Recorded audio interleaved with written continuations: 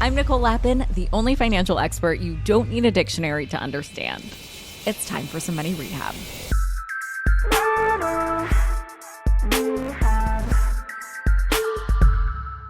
Today, we're following the money trail of one of the most iconic Hollywood couples, Brangelina. We followed their separation even if we didn't want to. I mean, if you went to a grocery store at any point in 2016, you probably saw a tabloid with a juicy headline about their divorce at checkout. So why are we talking about this now? Well, even though the divorce is, frankly, not relatable. I mean, as a side note, they're currently fighting over a winery that they own, but as unlikely as it sounds, there are actually financial lessons we all can and should learn in order to protect ourselves. So let's get into it. Of course, Angelina and Brad, yes, we are on a first-name basis here, famously met when they starred in Mr. and Mrs. Smith together in 2003. And then in 2005, when Brad and Jennifer Aniston separated, Brad and Angelina started dating immediately. 3 years into Brangelina's relationship, they bought a controlling stake in the winery Chateau Miraval, and then they were married there in 2014. And by the way, this Chateau Miraval fun fact was breaking news to me. I've had Chateau Miraval rosé before, but I never knew it was a byproduct of Brangelina. Iconic. Anyway, apparently, when they bought the winery, they split their ownership 50-50 and agreed that neither of them would sell their stake without getting the other's sign-off first. Fast forward to 2016, and 6 whole kids later, Angelina filed for divorce, citing everyone's go-to line, irreconcilable differences.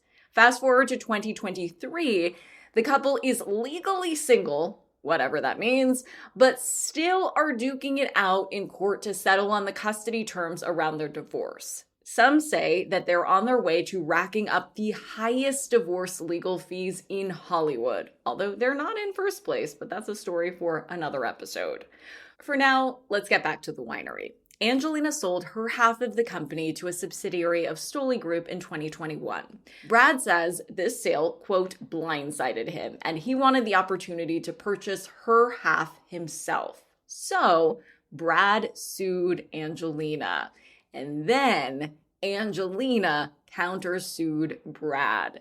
Angelina's lawyers say that Brad was looking to buy her stake in Chateau Miraval, but that part of the agreement would have included a non-disclosure agreement preventing her from speaking out about alleged physical and emotional abuse from Brad.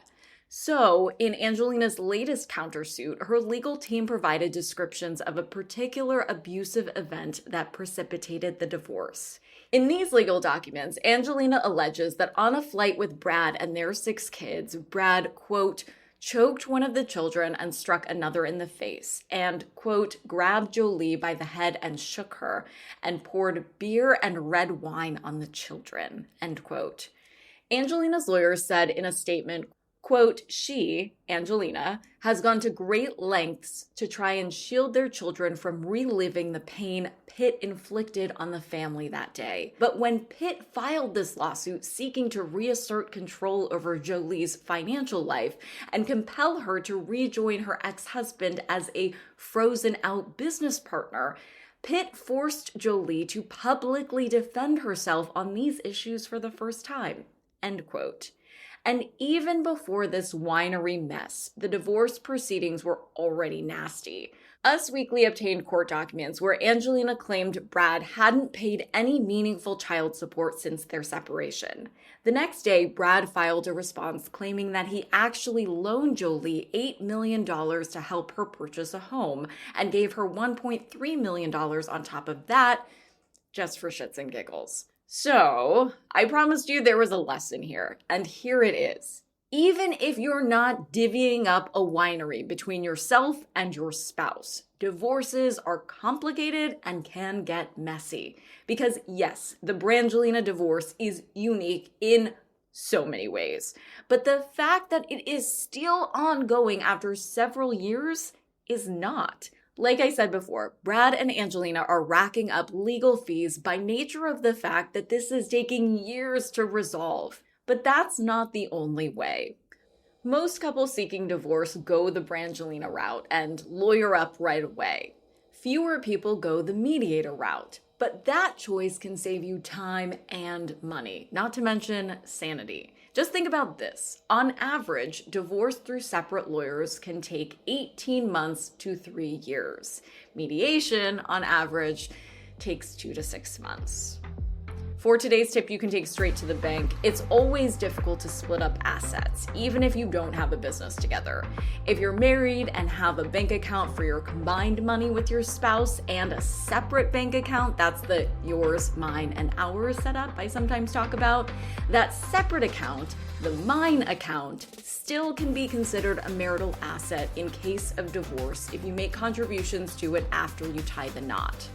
So be very deliberate about keeping the assets you had in your wild, crazy single days separate.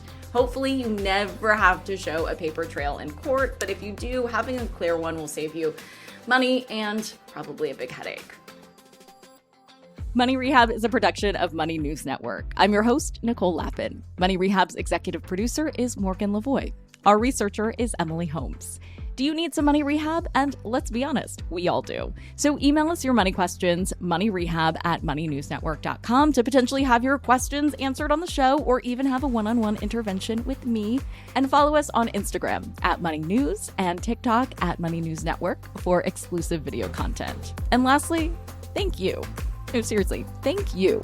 Thank you for listening and for investing in yourself, which is the most important investment you can make.